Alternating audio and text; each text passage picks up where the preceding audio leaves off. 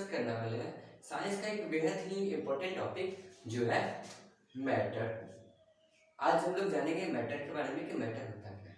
हमारे आसपास जितने भी सब्सटेंस दिखाई देते हैं, चाहे वो भारी हो, चाहे वो हल्का हो, चाहे वो छोटा हो या वो बड़ा हो, अगर किसी भी चीज़ को हम पकड़ ले या उससे किसी तरह का वर्क कर ले तो किसी न किसी तरह से मैटर होता है। लेकिन बहुत सारी चीज़ ऐसे भी होते हैं जो जिसको हम सेंस तो कर सकते हैं, देख तो सकते हैं, लेकिन उसको हम क्या कर सकते हैं, पकड़ नहीं सकते। तो ऐसा सब्सटेंस क्या होता है, मैटर से नहीं बना होता है। जैसे कि है लाइट। लाइट क्या है, जिसको हम सेंस कर सकते हैं, उसको फील कर सकते हैं, लेकिन उसको हम होल्ड नहीं कर सकते। तो लाइट क्या है, किसी तरह का मैटर नहीं है, वो एक एनर्जी है। लेकिन वही बात करें हम हवा का, तो हवा क्या है, उसके छोटे छोटे पार्टिकल्स होते हैं, उसको हम होल्ड कर सकते हैं। और होल्ड कर सकते हैं तो कहाँ कर सकते हैं, एक बैलून है तो उसको हम अगर इन्फ्लेट करना है, उसको फुलाना है तो उसमें हम हवा को भर सकते हैं। चाहे अगर साइकिल का मेरे पास ट्यूब है तो उसमें भी हम हवा को डाल सकते हैं। तो हवा क्या है, एक तरह का मैटर है। तो आज हम लोग डिस्कस करेंगे उसी मैटर के बारे में। तो चलिए, पहला क्वेश्चन हमारे दिमाग में आता है इससे जुड़ा हुआ कि व्हाट इज मैटर। मैटर क्या होता है? तो anything that occupies space and has mass is matter. ऐसा कोई भी चीज जो क्या करता है, स्पेस को ऑक्यूपाई करता है, मतलब स्पेस को घेरता है और प्लस उसमें कुछ किसी न किसी तरह से कुछ न कुछ वेट हो या मास हो, वजन हो, तो उसको हम बोलते हैं क्या, मैटर।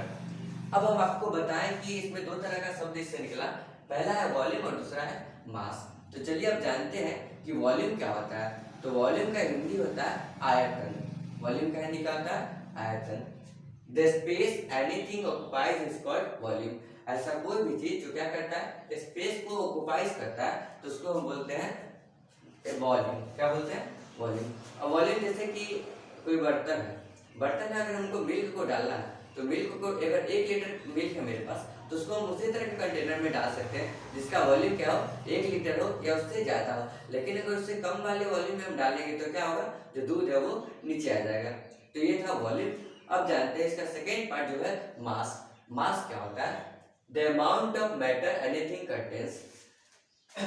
ऐसा कोई भी चीज जो क्या करता है, अमाउंट ऑफ मैटर, जो मैटर है उसका कितना अमाउंट है, अगर कोई चीज कंटेन करता है उसका वेट कितना है, तो उसको हम बोलते हैं मास। अब सेकेंड चीज हमारे पास आता है क्या है, एनर्जी। अभी तुरंत हम आपको बता रहे हैं एनर्जी क्या होता है। एनर्जी क्या होता है, जिसको हम फील तो कर सकते हैं, टच कर सकते हैं, सेंस कर सकते हैं, लेकिन उसको हम पकड़ नहीं सकते हैं। तो चलिए जानते हैं एनर्जी के बारे में कि एनर्जी आखिर होता क्या है। Anything that is not matter but has capacity to do work.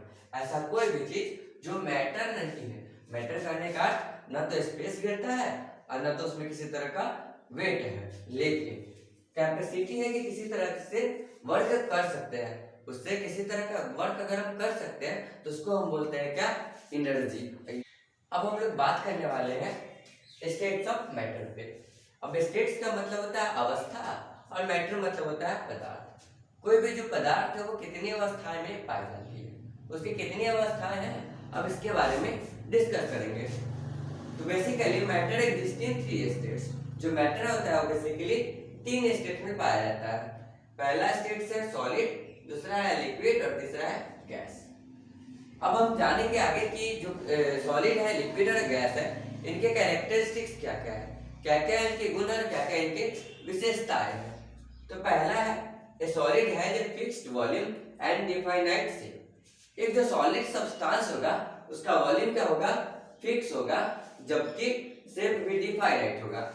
एक जो सॉलिड सब्सटेंस होता है उसके साथ क्या होता है, तो उसका volume fix plus definite shape. जैसे कि मान लीजिए एक मार्कर है और मार्कर है तो इसको हम सॉलिड सब्सटेंस कह सकते हैं। क्यों कह सकते हैं, क्योंकि इसका फिक्स वॉल्यूम है और इसका शेप भी डिफाइनाइट किया गया है। इसके शेप को हम क्या कर सकते हैं, बदल नहीं सकते हैं। अगर मान लीजिए जबरदस्ती हम इसको बदलने की कोशिश करेंगे तो इसका क्या होगा, ये टूट जाएगा और वर्क नहीं करेगा, फिर मार्कर से मार्कर नहीं जाएगा। देन आफ्टर आता है इसका सेकेंड कैरेक्टरिस्टिक्स, ये है लिक्विड पे आधारित। A liquid has fix volume but not definite shape. एक जो लिक्विड होता है उसका वॉल्यूम क्या होता है, फिक्स होता है, लेकिन इसका शेप क्या है, डिफाइनाइट नहीं है, इसके शेप को डिफाइनाइट नहीं किया गया है। अब मान लीजिए कि हमारे पास दो तरह का बर्तन है, एक क्या है, बीकर है और दूसरा क्या है, हमारे पास एक टेस्ट ट्यूब है। अब क्या करते हैं कि इसमें हम लिक्विड को फिलअप करते हैं। अब लिक्विड को फिलअप करते हैं तो पाते क्या है कि इसमें जो लिक्विड है इसका शेप कुछ और है, और जबकि टेस्ट ट्यूब में जो लिक्विड है इसका शेप कुछ और है। इसलिए हम कह सकते हैं कि इसका डिफाइनाइट शेप नहीं होता है। तो इसके साथ क्या होता है, it takes the shapes of container. जिस भी कंटेनर में इसको डालते हैं, कंटेन करते हैं, उसी का भी शेप पकड़ता है, उसी का शेप को होल्ड करता है।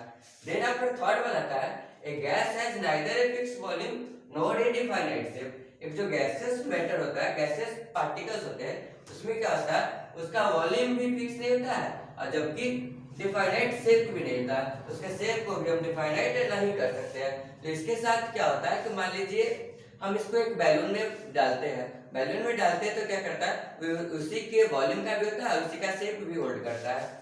It assumes the volume and shape of the container। जिस भी कंटेनर में इसको डालते हैं, अब कंटेनर के लिए ले लेते हैं एक बैलून ले ले, या फिर ले लेते हैं साइकिल का ट्यूब। तो दोनों में अगर हम डालेंगे तो क्या होगा, उसी का शेप होल्ड करेगा, उतना ही उसका वॉल्यूम भी होगा। Now we are going to discuss about change in states of matter. अब हम लोग जानेंगे कि कोई भी जो मैटर है उसके स्टेट्स को कैसे चेंज कर सकते हैं, उसके अवस्था को कैसे बदल सकते हैं। मान लीजिए कि जैसे कोई चीज सॉलिड है तो उसका लिक्विड कैसे तैयार कर सकते हैं, लिक्विड है तो उसको सॉलिड कैसे बना सकते हैं, गैस है तो उसको हम फिर कैसे लिक्विड में बदल सकते हैं, और लिक्विड है तो फिर उसको कैसे गैस में बदल सकते हैं। तो इसका पहला क्या है कि जो भी चीज हमारे पास है उसको बस हम दो ही तरीके से सॉलिड या लिक्विड में बदल सकते हैं। एक तो है पहला हीट करके, और दूसरा है कूल करके। पहला गर्म करके और दूसरा ठंडा करके। यही दो तरीका है जिससे हम किसी भी मैटर के स्टेट्स को बदल सकते हैं, उसमें किसी तरह का चेंजेस ला सकते हैं। The change in states of matter from one to another is called interconversion of state। अब मान लीजिए कि कोई भी मैटर में हम किसी तरह का अवस्था में बदलाव लाते हैं तो उसको हम बोलते हैं इंटरकन्वर्जन। क्या बोलते हैं, इंटरकन्वर्जन ऑफ स्टेट। इसका पहला आता है सॉलिड लिक्विड इंटरकन्वर्जन। पहला क्या है, सॉलिड लिक्विड इंटरकन्वर्जन, यानी कि सॉलिड को हम कैसे लिक्विड में बदल सकते हैं, या फिर लिक्विड को किस तरह से सॉलिड में बदल सकते हैं। तो जानते हैं पहले कि सॉलिड को लिक्विड में कैसे बदलते हैं। On being heated to a particular temperature, a solid changes to the corresponding liquid। जब भी हम किसी सॉलिड सब्सटेंस को एक पर्टिकुलर टेम्परेचर पे हीट करते हैं तो क्या होता है, वो उसी तरह के लिक्विड में बदल जाता है। अब ऐसा नहीं कि हम सॉलिड लिया किसी और पार्टिकल का और वो उसका जो लिक्विड है वो दूसरे पार्टिकल का हो जाएगा, ऐसा नहीं होगा। जिस चीज का सॉलिड होगा उसी तरह का लिक्विड पार्टिकल भी फॉर्मेशन होगा इंटरकन्वर्जन के बाद। जैसे कि मेरे पास आइस है, और आइस को हम जब क्या करते हैं, गर्म करते हैं। गर्म करने यानी कि मेल्ट करते हैं, मेल्ट मतलब होता है पिघलना, ठीक है। जब भी गर्म करते हैं तो जो आइस है वो अगर वाटर का पार्टिकल से बना है तो वो वाटर में चेंज हो जाएगा। ऐसा नहीं कि आइस हम क्या किए हैं कि जमा है पानी का और वो जो है मिल्क में बदल जाएगा, ऐसा नहीं होने वाला है, ठीक। सेकेंड वन क्या जानते हैं, the temperature at which A solid melt. ऐसा कोई भी टेम्परेचर, एक ऐसा पर्टिकुलर टेम्परेचर जिसपे कोई भी सॉलिड क्या होता है, मेल्ट कर जाता है, यानी कि पिघल जाता है, तो हम उसको मेल्टिंग पॉइंट कहते हैं। क्या कहते हैं, melting point of that solid, ठीक है। जैसे कि जो वाटर है उसका मेल्टिंग पॉइंट जो होता है, और वाटर जो है उसका सॉलिड पहले पार्टिकल होता है आइस, और आइस का मेल्टिंग पॉइंट क्या होता है, 0 डिग्री सेल्सियस होता है, ठीक है। देन आफ्टर है कि अब लिक्विड को सॉलिड में कैसे बदल सकते हैं। अब लिक्विड को सॉलिड में बदलने के लिए हमको क्या करना पड़ता है, on being cooled to a particular temperature a liquid change to the corresponding solid. जब भी हम किसी लिक्विड पार्टिकल को कूल करते हैं एक पर्टिकुलर टेम्परेचर पे, तो क्या होता है, वो जो लिक्विड पार्टिकल्स है वो बदल जाता है उसी तरह के सॉलिड पार्टिकल्स में। अब जानते हैं कि हम कैसे किसी लिक्विड को सॉलिड में बदल देते हैं। The temperature at which a liquid freeze, ऐसा टेम्परेचर जिसपे किसी भी तरह के लिक्विड को फ्रीज करते हैं, ठंडा करते हैं, तो उसको हम बोलते हैं उसका फ्रीजिंग पॉइंट। ऐसा कोई भी पॉइंट जिसपे कोई भी लिक्विड क्या कर जाता है, जम जाता है, तो उसको हम उसका फ्रीजिंग पॉइंट भी कहते हैं। Liquid gas interconversion. अब हम लोग जानते हैं कि जो सेकेंड होता है वो होता है लिक्विड गैस इंटरकन्वर्जन, यानी कि कोई भी लिक्विड सब्सटेंस है उसको हम कैसे गैस में बदल सकते हैं, और कोई भी गैसेस पार्टिकल उसको हम कैसे लिक्विड में बदल सकते हैं। तो when a liquid heated at a particular temperature, जब भी किसी भी लिक्विड को हम हीट करते हैं किसी पर्टिकुलर टेम्परेचर पे तो क्या होता है, it change into a corresponding gas. तो क्या होता है कि उसी तरह के गैसेस पार्टिकल्स में बदल जाता है, ठीक है।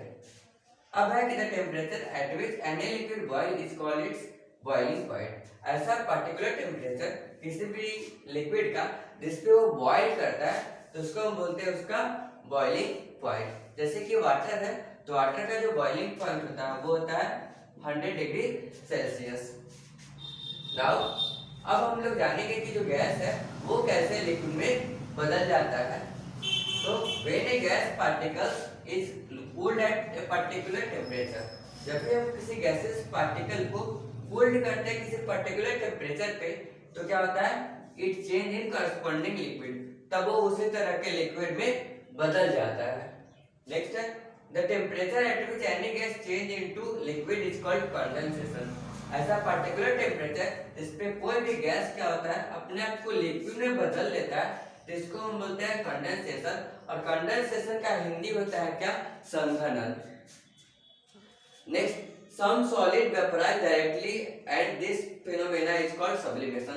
अब कुछ जो सॉलिड पार्टिकल्स है वो क्या है कि लिक्विड में ना चेंज होकर के डायरेक्ट गैस में बदल जाते हैं, ठीक है। जैसे कि कैम्फर, कैम्फर यानी कि कपूर है, कपूर को जब हम जलाते हैं तो सॉलिड से लिक्विड में ना बदल करके डायरेक्ट गैस में बदल जाता है और इस प्रोसेस को हम बोलते हैं, इस फेनोमेना को हम बोलते हैं सब्लिमेशन।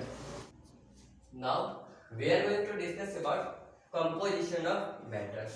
अब कोई भी मैटर है वो किस तरह के सब्सटेंस से मिलकर के बना हुआ है उसके कंपोजिशन को हम जानते हैं। तो पहला on the basis of composition substance are classified as, पहला है प्योर सब्सटेंस और दूसरा है इम्प्योर सब्सटेंस। अब हम मानते हैं कि कंपोजिशन के आधार पे तो कोई भी सब्सटेंस है उसको दो ग्रुप में डिवाइड किया जाता है।